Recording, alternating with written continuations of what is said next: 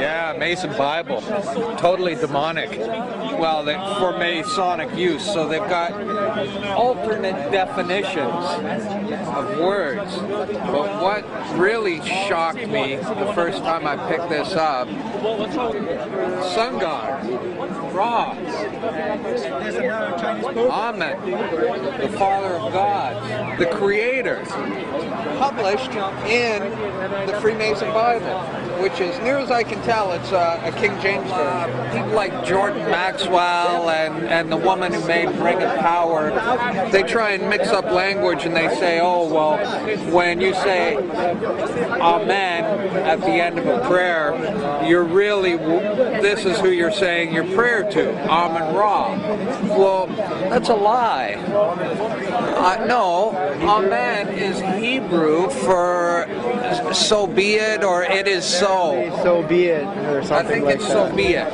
It's Hebrew. Talk to anyone who's Hebrew and say, what does Amen mean? And they'll say, well, it is so. And that's the truth. That's why we say Amen at the end of a prayer, because it's Hebrew for so be it. Or I think it's so be it. But these liars are trying to convince everyone that you're praying to Amen Ra, the sun god. That's the mystery religions. They mix in all these lies and pagan sun worshipping, trying to corrupt and pervert everything. So the Christian halo comes from these. Yeah, I know, yeah. The halo never appeared. Never in the Bible says anything about anything like that.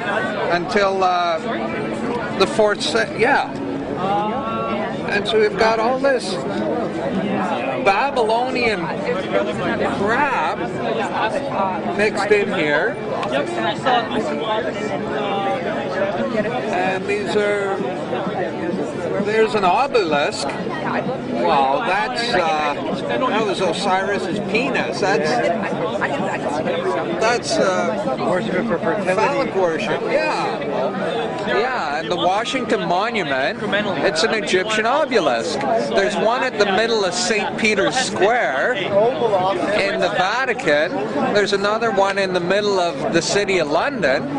These Egyptian obelisks, what are they doing all over the planet? The Oval Office is actually a female genitalia, yeah. and the steeple is actually penetrating it. If you look at it from a certain angle, it's a steeple penetrating the Oval Office, which is a female. You just need to watch Christian J. Pinto's are about the history and blah blah blah.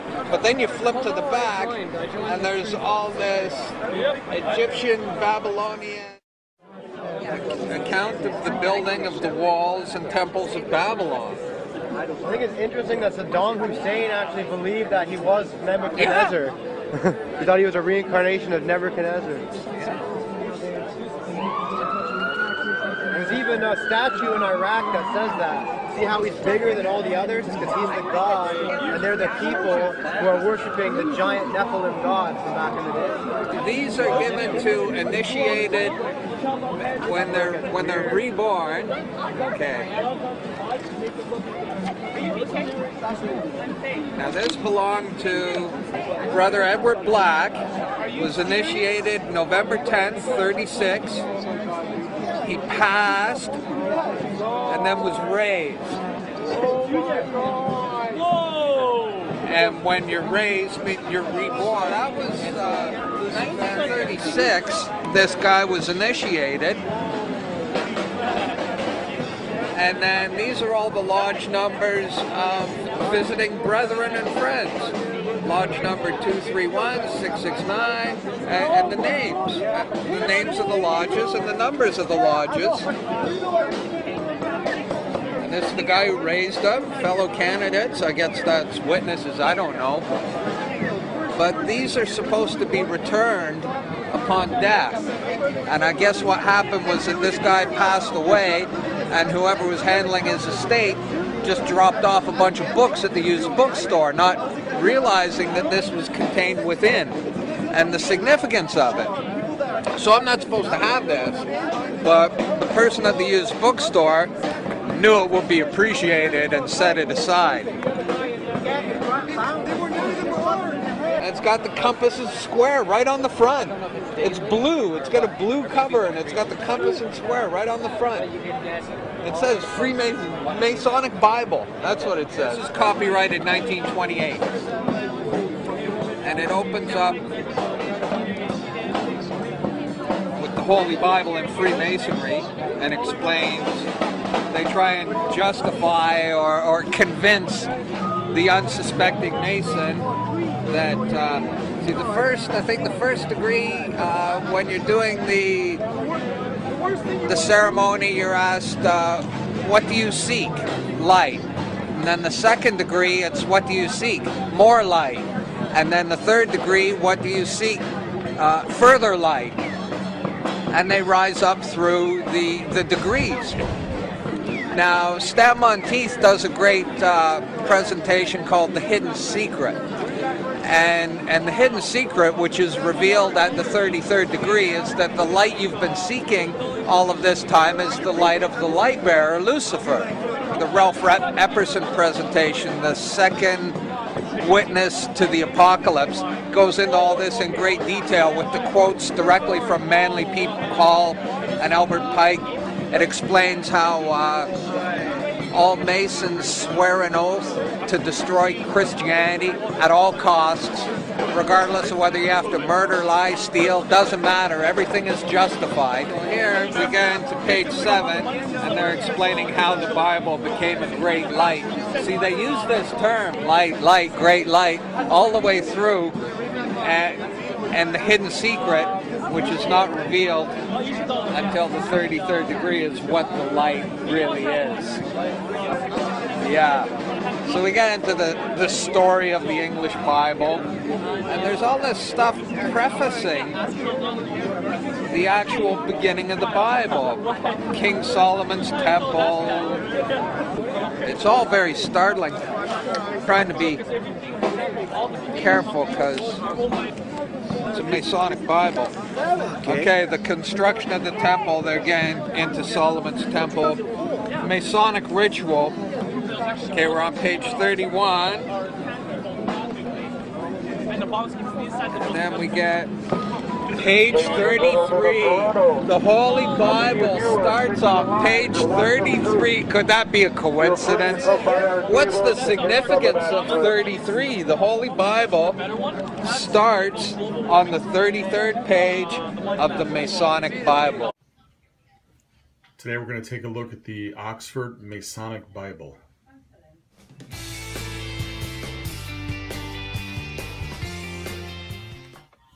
So first, a little background how I came into possession of this Bible.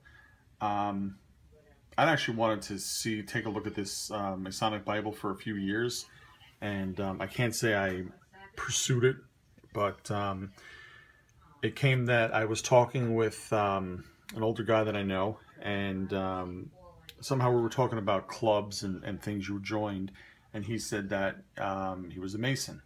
And I asked him, well, you know, do you still have your Masonic Bible? And he says, yeah, I still have it. And I said, well, would you let me, borrow it? And he said, yeah, absolutely. So I said, well, next time I see you, bring it, and I'd like to borrow it for like a weekend, that type of thing. And he agreed, and he left and actually came right back with the Bible and said, like take as long as you want with the thing, and just be careful with it or whatever. And I was super grateful just to be able to get a look at this. It's a no pun intended holy grail, and something I didn't think I'd ever actually see in person. So it's really cool. Comes in a really nice case. So the Bible itself is well preserved. So any actual abuse would have been taken by this. And this is the Oxford edition. They do talk about different stylings, the contents, the Grand Lodges. This is, I guess, from New York. And we'll take a look at the Bible itself. I have the King James Bible, so there are some notable differences between this and that, and we'll get to that. There's the Freemason insignia on the front. And they tell you that this one offers Masonic helps.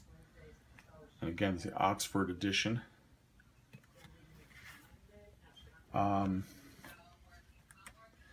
The opening basically features where it was presented, on the date. So this would have been, actually just about a year ago. This was May 27, 1970. This would be who was received by, who met there, who was raised by, visiting brethren and friends, got to sign it. The next portion goes into discussing what the Bible is. I read a little bit of it. They kind of tell you that you should take this with a grain of salt, as this is their interpretation of the Bible. I'll have to see if I can find that exact page.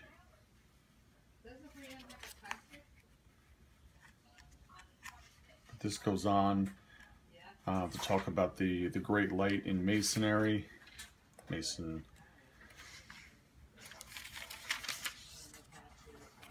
How the Bible became a great light. Masonic teachings.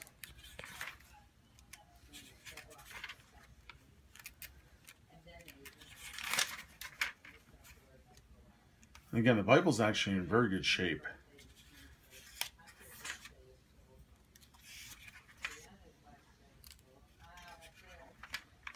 Legend of the Craft, Legend of the Temple.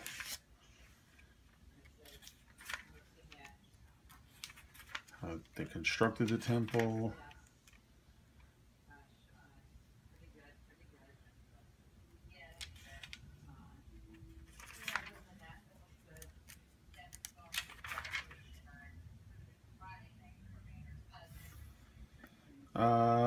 Let's see.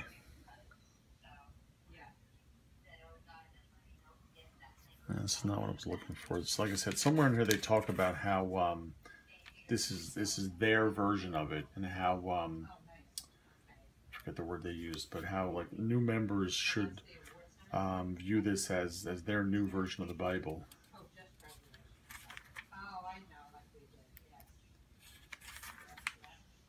Genesis starts out the same. They talk about God creating the firmament, separating the waters.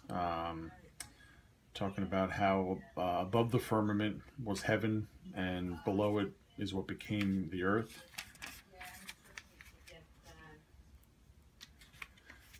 Then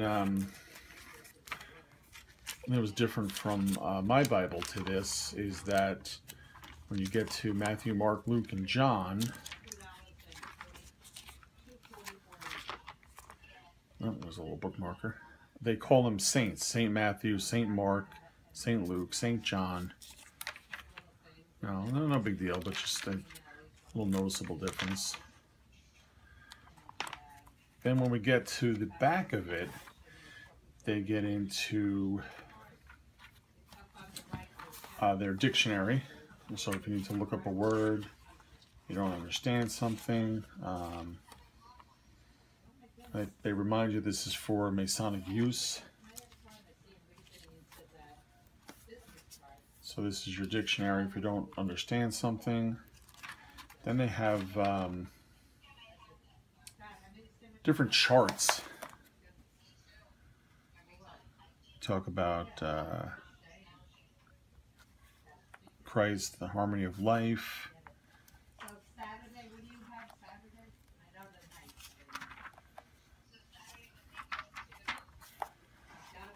In the very back, they have, which I thought was interesting, and this is something I really wanted to see in person, but they do feature Egyptian gods and goddesses, which is kind of interesting because, being Catholic, a Roman Catholic in my case, we're not taught that these gods exist, but they clearly have them shown here. So again, I didn't go and read the Bible. I only have this for a short few days. I may look into it a little more, but I thought this was interesting. soul revisiting the body. But there's a ton of Egyptian references in here that I don't think would normally be in other versions of the Bible. Strangers coming into Egypt.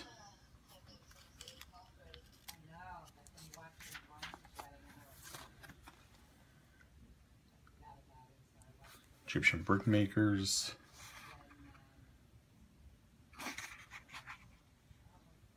So I'm definitely grateful to have had the opportunity to check this out and to be able to share it with anyone that watches the video.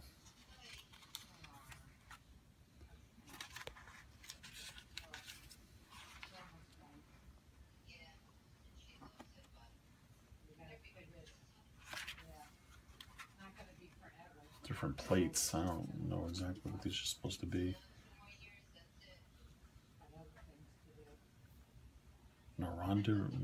Narandurus, the king of Babylon. I don't know, some kind of plate. These are definitely very odd things you wouldn't see in an average Bible. Different coins. Then we get into maps. This is Jerusalem in Old Testament times. Exodus. What's this one? Israel.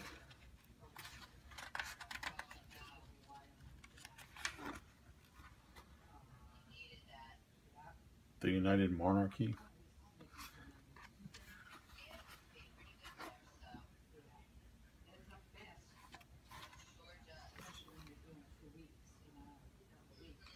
Palestine.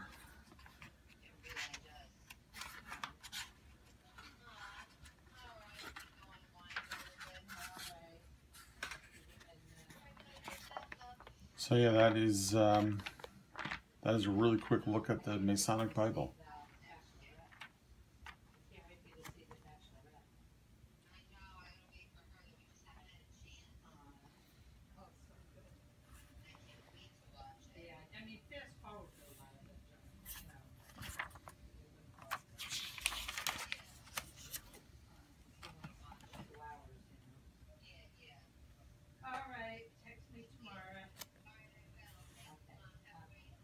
Talks about Freemasonry and their ties to religion.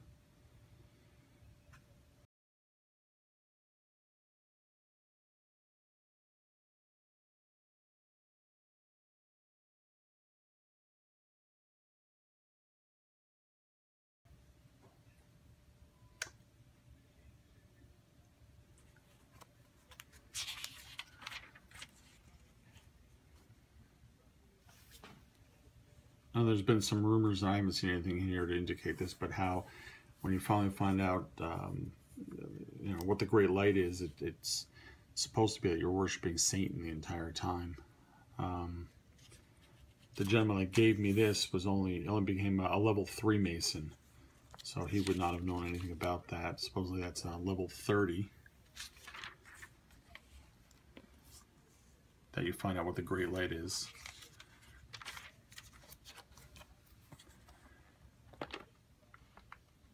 Anyway, like I said, I was glad to get a hold of this, and I was glad to be able to share it. So I hope that gave a little more insight. Again, this is a really great example of the Masonic Bible. Terrific shape with the original case. I haven't seen that before.